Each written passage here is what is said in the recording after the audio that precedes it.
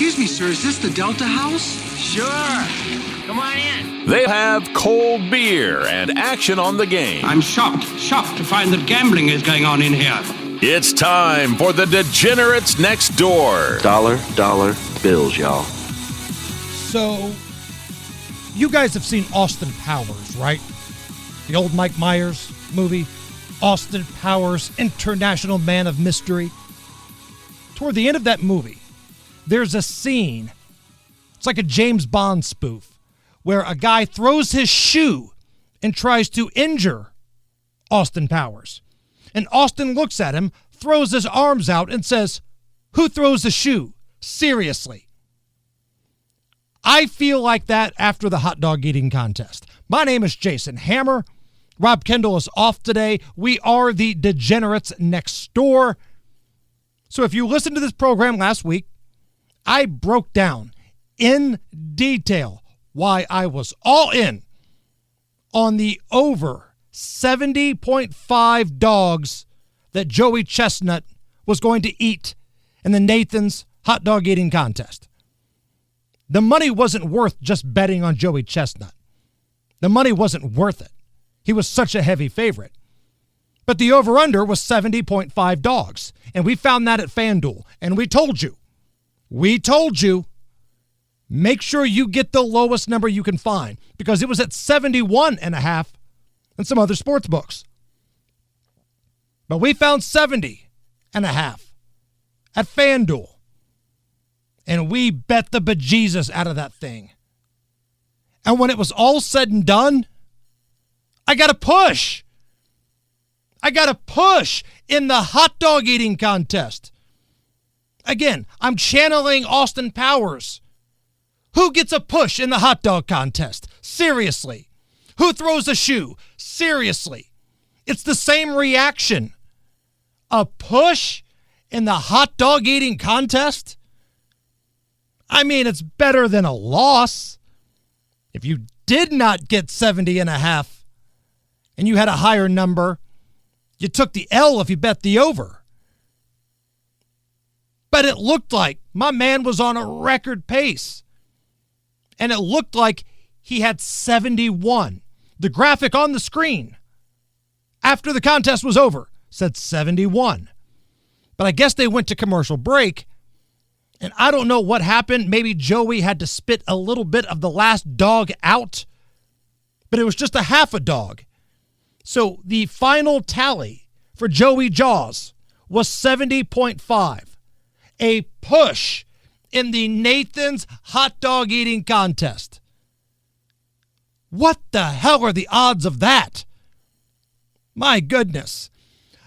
We are at that point in the summer where if you're not into baseball, it's kind of the dog days of the sports betting lexicon. Now, I happen to be a baseball guy, and we're going to talk Homerun Derby here in just a moment. But Wimbledon's taking place. You got auto racing. If you're a diehard like Kenny Britt, there's horse racing all over the country. Some UFC action. Our pro handicapper David Stephanoff is going to get into that a little bit later on. But this is the dog days of the sports betting calendar. And if you're not into baseball, you're probably finding some interesting, quirky things to bet on, like the Nathan's hot dog eating contest or the Homerun Derby coming up on Monday. Now, since we do this show on Thursday at noon, we do not have the odds yet for the field of the Homerun Derby. We know who's going to be in it. Ronald Acuna Jr., Cal Raleigh, James Wood, Byron Buxton, O'Neal Cruz, Junior Caminero. That's the field. Okay, no Pete Alonso this year, no Aaron Judge, no Kyle Schwarber. But I think this is a pretty fair field. The belle of the ball is Cal Raleigh right now, having just an incredible run with the Mariners. Even like diehard baseball people are like, who the hell is Cal Raleigh? He's rolling. And at the time of this podcast, and it's around noon on Thursday, we do not have the odds yet. But I'm willing to bet Cal Raleigh will probably be the favorite. Whatever the odds are, and I think you're going to end up getting good value here, I want O'Neal Cruz. Hitching my wagon to O'Neal Cruz of the Pirates, and this is why. If you're wanting him to drive in a runner in scoring position, that's probably not going to happen. If you want him to lay off an 0-2 curveball in the dirt, that's probably not going to happen. But if you need a young, powerful, electric dude to just put on a show in glorified batting practice, that's my guy. That's my guy. And let's be honest, it might be the only thing the Pirates have to cheer for this year. Other than when Paul Skeens is on the mound, the Pirates, until further notice, are still the Pirates, which is ass. And to win the Home Run Derby, you don't have to have the most home runs in round one. Like, everybody likes to come out of the gate and flex their muscles and pound their chest. The Home Run Derby, it's a marathon. You have to make it to the finish line with some gas in the tank. You can't wear out in the finals. And this is why I'm in on O'Neal Cruz. I think he might be the best athlete in this field, and I think you're going to get a good number when the line comes out.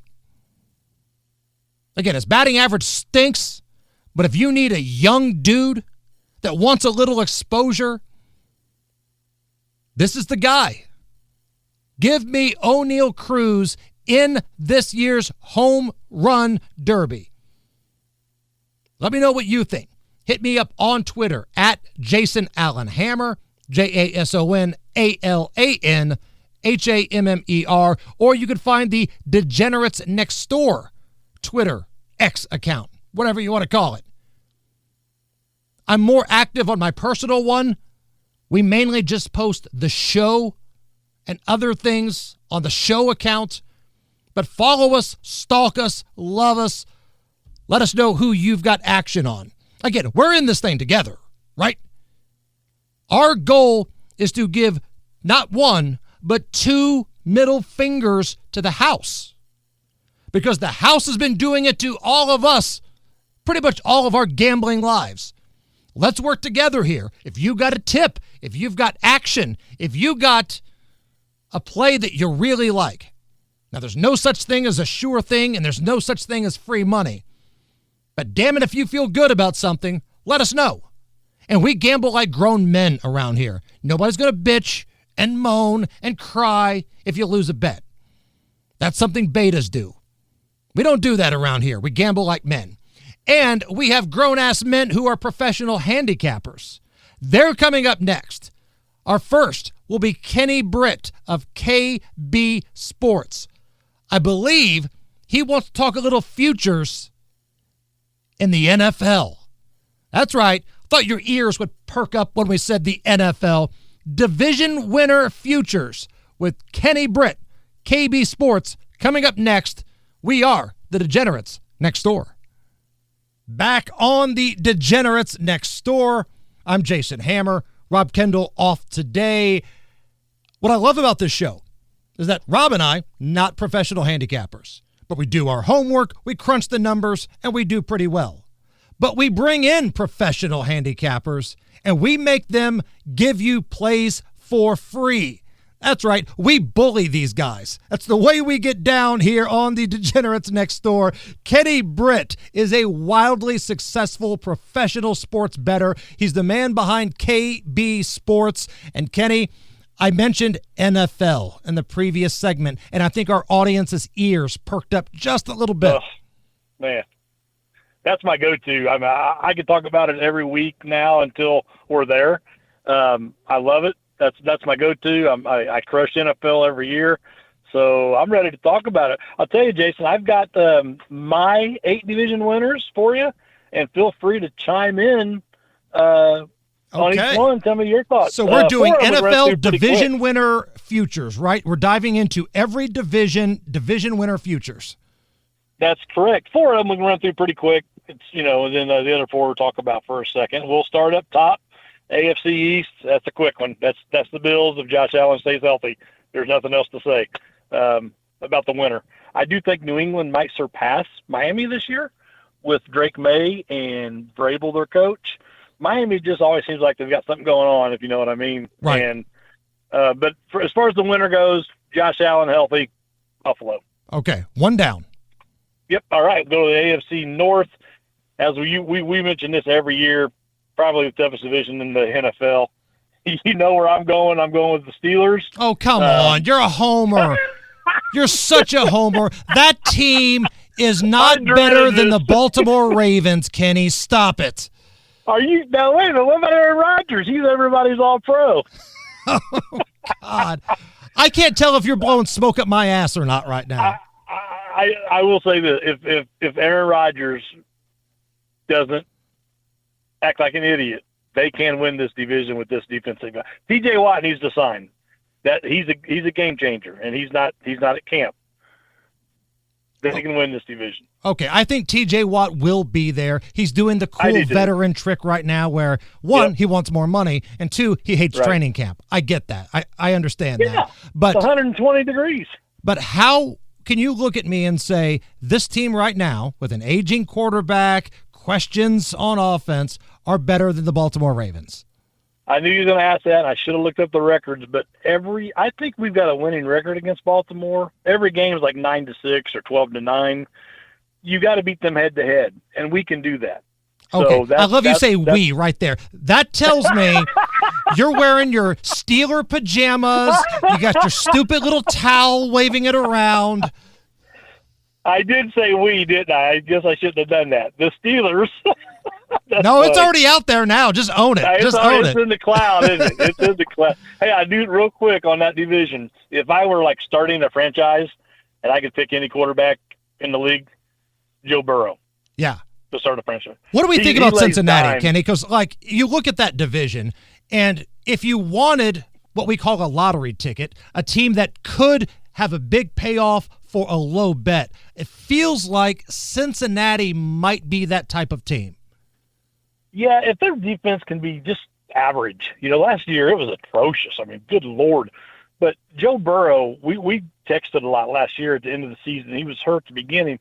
But, Jason, he was dropping balls 50, 60 yards right in the gut of these receivers. I mean, the John Elway, Dan Marino type stuff. Right. So, yeah, age-wise and everything else, if I was starting a franchise, Joe Burrow's my guy. Got it. Now, I'm going to go on a limb here, Kenny. Let me jump in here. Okay. I'm going to go on a limb here and say that in the AFC South, you do not have the Indianapolis Colts. You are correct. But I think they're last place. We don't need to talk about them. But I will say this, on the surface, Houston, right? Yes. It feels like they're the only team that's not poverty right now in that division. On the surface, you're 100% correct, and we've even discussed that. But I really started diving in last night, digging, handicapping. I'll tell you, man, Tennessee, these college programs, they've run NFL offenses. So if you're going to be a good quarterback, we're going to know right away. If Cam Ward's going to be a good quarterback, we're going to know in the first few weeks. But they've got veteran receivers with with Ridley and Lockett. They got Tony Pollard. I think Tennessee is going to be decent. But I'm going to go against the current here. I'm going to go with Jacksonville. Let me tell you why, Jason. Number one, Vegas doesn't have Houston as a minus 180 or anything. They're a plus number. So Vegas even sees this as a little bit wide open. Jacksonville made the playoffs 2 years ago. They've got their supporting their main players, Trevor Lawrence, ETN, Brian Thomas. I think Travis Hunter could be a generational player. I really, really believe that. Man, it just feels like rookie wide receivers don't normally have that type of impact, do they? They don't, but this guy, that's why I would say generation. I mean, this guy, I think, can be great. And I mean great. So I'm going a little bit against the current, and I'm going with Jacksonville in that division a little bit. I mean, what do you think about Travis? What's your thoughts on him? See, to me, it's not even about Travis. It's about Trevor. It's about Trevor Lawrence. Can he stay healthy? Because honestly, he's been in the league for a number of years now, Kenny. We don't know if Trevor Lawrence is any good or not. And maybe that's Trevor Lawrence's fault. Maybe that's the Jags as an organization. But I don't know if Trevor Lawrence is a dude or not, like the guy that can carry you. That's a fair assumption, and you're right, because he's been hurt. He's had some terrible luck. But I think diving into this last night, I think Jacksonville is my play. Okay, and again, for those South. listening right now, let me just reset this. We're not saying bet the mortgage this is going to happen. We're looking for value here. We're looking to go against the grain a little bit and have a little fun this NFL season and maybe get a little big payoff at the end. That's correct, and I think Jacksonville is one of the places you can do that. So, AFC West. That's, as long as, Kansas City, you got Mahomes, you got Andy Reid.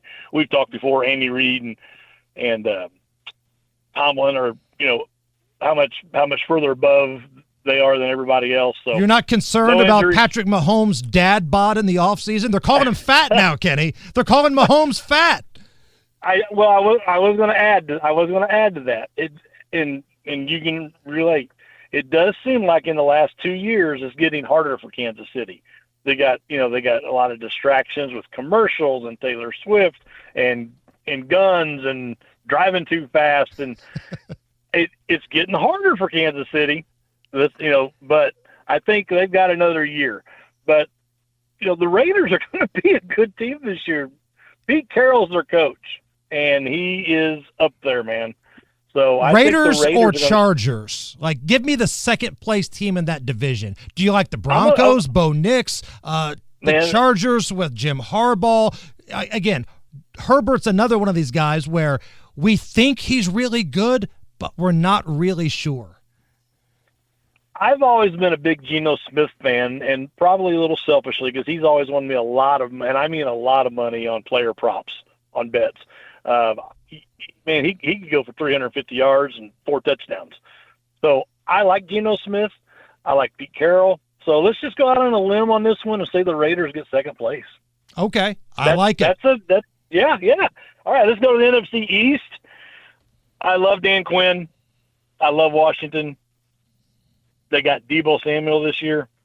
I think they're going to supplant. I think they're going to upend Philly and win the division this year. I really do.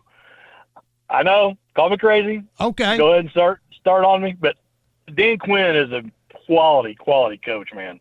He is. Do you see any bounce back from the Dallas Cowboys with a healthy quarterback, a few tweaks in the offseason here? Dak Prescott, just a couple years ago, was like the number 1 seed in the NFC and got his ass whipped in the playoffs. But that wasn't that long ago, Kenny. No, it wasn't. I know you've got a little juice on that, a little action on that. So, there could be. My brother-in-law, Brian, is always, calling, wanting to know who I'm playing, and he's asking this and that. And I always tell him the NFC East and the AFC West, crazy shit happens when they play each other. Right. So, within that division, Dallas has to beat these teams to have any chance. At least get a split, right? You got to split with the heavyweights. Yeah. At least get a split, and I just don't think I don't want to sour your grapes, but I just don't know with Washington and Philly if they can do it. Okay, we move on to the NFC North. Yep, Detroit's plus 150. I mean, they're favored, but I didn't understand that. I don't know if I'm missing something. Dan Campbell, those guys would play for him. I mean, Jesus, he's a great guy, great coach. When I watch him do the speech, I want to go play football. Right. You know what I mean? Yeah. And I just don't understand. J.J. McCarthy has never thrown a pass, and we don't know what he's going to do. So the Lions are plus 150, and that's the favored team in that division. So that's great value. Plus 150 on the Lions. Boom. Okay, so we go to the NFC South. Yep, and we all know how I feel there. You throw out Carolina, throw out New Orleans. I like Atlanta. Their skill positions are loaded. They got the best backup quarterback in the league. I don't know if he'll be there all year, but I think they have been Tampa Bay this year. And they play week 1, they play at Atlanta. So we will get very quickly, we'll find out and get the pulse of the Falcons. But I like the Falcons a lot. They're plus 250 to win the division. And I talked about it last week. I think 1,200 on the conference, or maybe 2,500 on the conference, something crazy. So, but yeah, I'm on the Falcons. And the NFC West, which I think is tricky because the Rams are old, the Seahawks are kind of rebuilding, the 49ers were last place last year, but they were beat up, they were hurt. We don't really know about Arizona. This is a tricky one. Did you break in my house and steal my notebook? Literally, you just read my notes. I mean, seriously. Yeah, you don't know how, San Francisco is going to be. Purdy, you think he's really going to be good, but then he just has some shitty games. They got rid of Debo. I'm a big Debo fan, but McCaffrey's going to be back and healthy. So I'm grudgingly going to take San Francisco in that in that division, but I really like Arizona. I've always been a Murray fan. He's had some injuries. He makes some dumb plays, but they're loaded on offense as well. With they got Marvin Harrison and James Conner, and that I can't think of that tight end's name. Is it Dortch or something like that? Yeah, and I think this is a breakout year for Marvin Harrison too. Oh my God, yeah. So I think Arizona is going to be and for value, as we talk about value, they're probably the better value play in that division. But I still think San Francisco will win it. But if they finish in last again, I don't think any of us would be surprised if they finish last this year. All right, Kenny, real quick, we're up against it here. Give me a baseball play. I want a free baseball play. I like the Seattle Mariners tonight at the Yankees. Woo's on the mound. They're both even money on FanDuel. They were minus 108.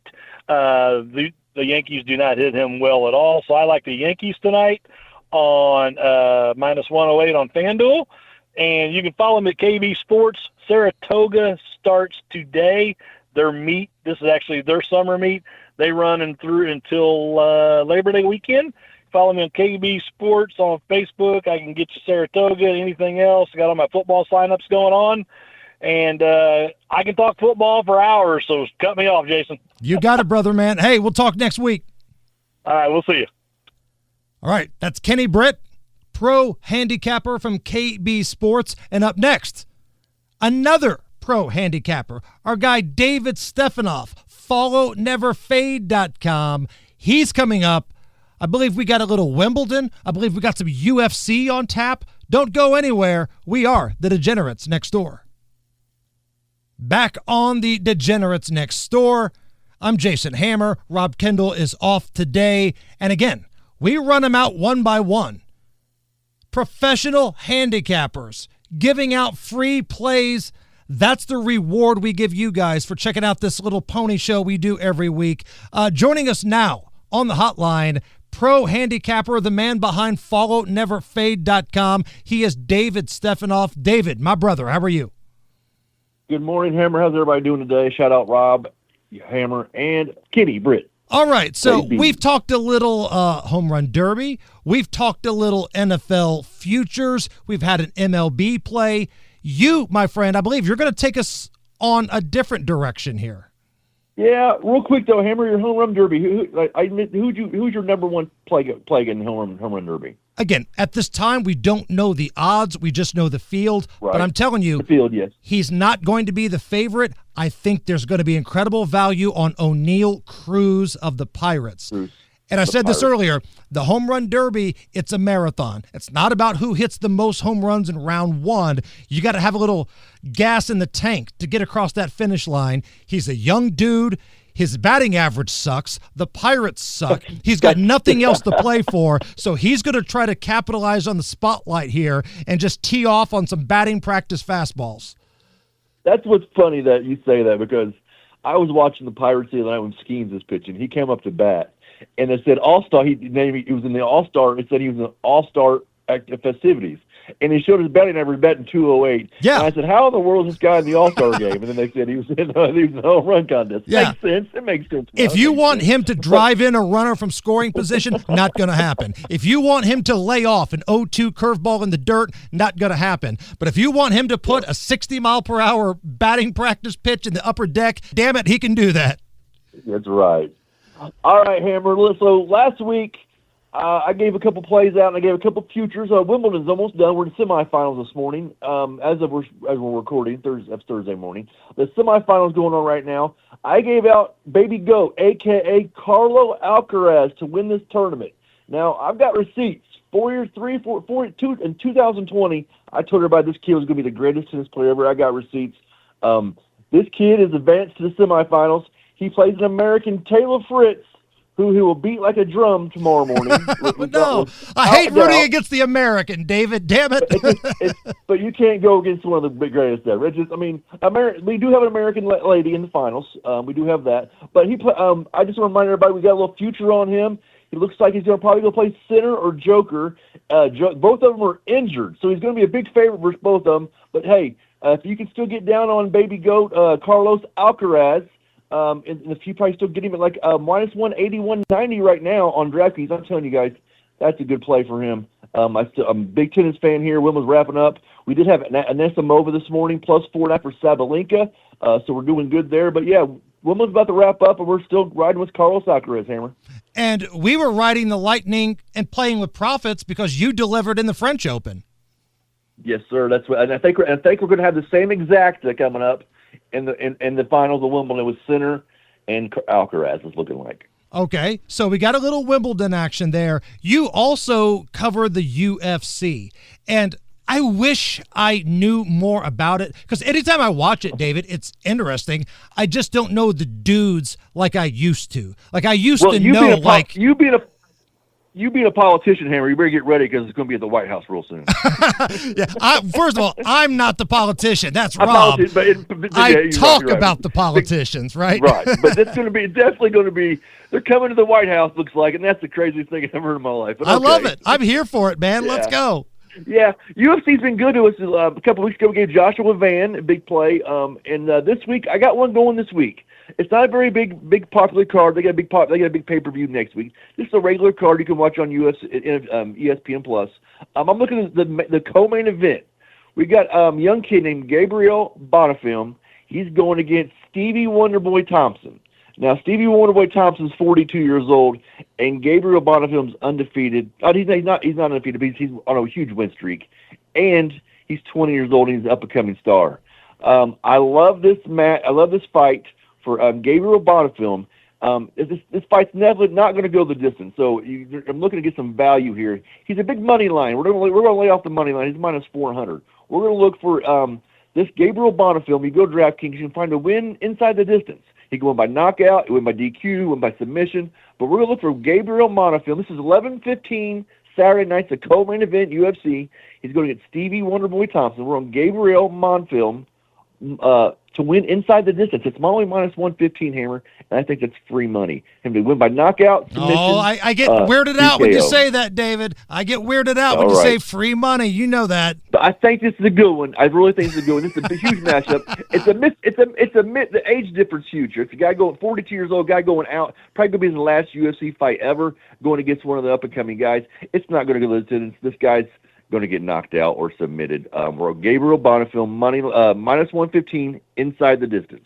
Right on, man. Hey, and as I said earlier, we gamble like grown men around here. If you win with one of our picks, that's awesome. Take your wife out, take your girlfriend out, take them both out. I don't care. But if you lose, we gamble like dudes. We don't want to hear any whining or bitching because we're all in this thing together and we're passing out free plays. Hey, we're not like Tucker Carlson, are we? We're betting on.